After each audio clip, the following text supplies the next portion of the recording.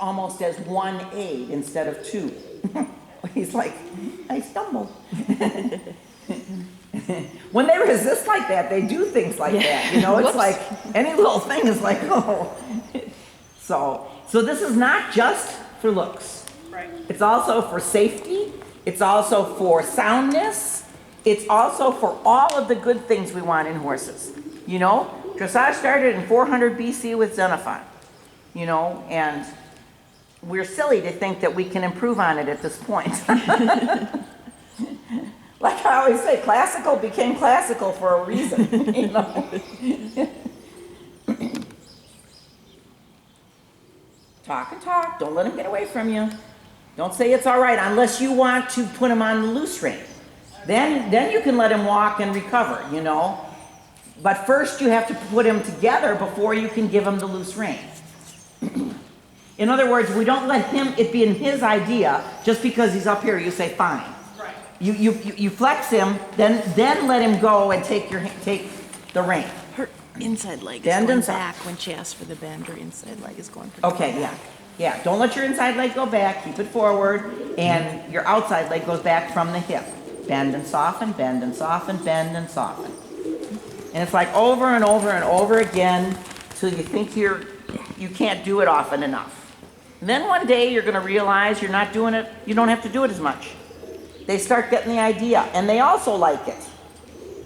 They come out happier, and they look happier and more pleasant in their work. Good. Talk when he's down there. Don't just say, oh, I hope you stay there, and I better not even breathe.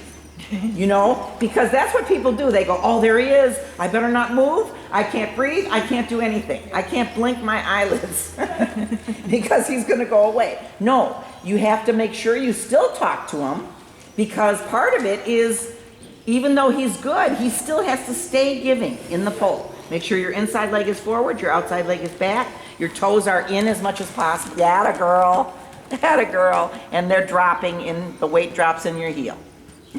And you squeeze each time you sit to get up. You squeeze with your calves.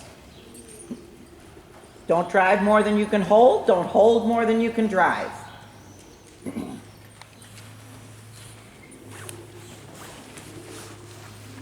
Good. Take and give, take and give, take and give. Like when he really starts, when he's just about to go away from you, there's a quick squeeze, squeeze, squeeze. And then soften. Then kind of open your fingers so that he realizes, oh, she isn't going to pull on me all the time. Good job. Very good job. He looks lovely. Different horse than yesterday, huh?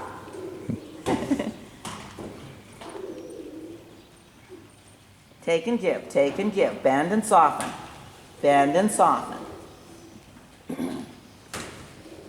And remember, we're trying to get the bend behind his right ear, behind his right jaw. You know, the round part of his jowl there is going to wrinkle up. That's it, good. And then you give once in a while, and you can take on the soft rein, but without bending him the other way, just to make sure he knows that he has a length of frame. In other words, when he gives, that's your opportunity to get him to take some contact on the outside rein, which is his soft rein. Good job. Good job. And if you do a downward transition, legs on. Remember? And stay back with your upper body. Good job. Bend and soften. Bend and soften. Get him again. And if he really doesn't listen to that right squeezing, then do the left rein first without bending him left. And when you use the right rein with the squeezes, if you take the left rein, lay it on the neck a little bit. You know, that it's like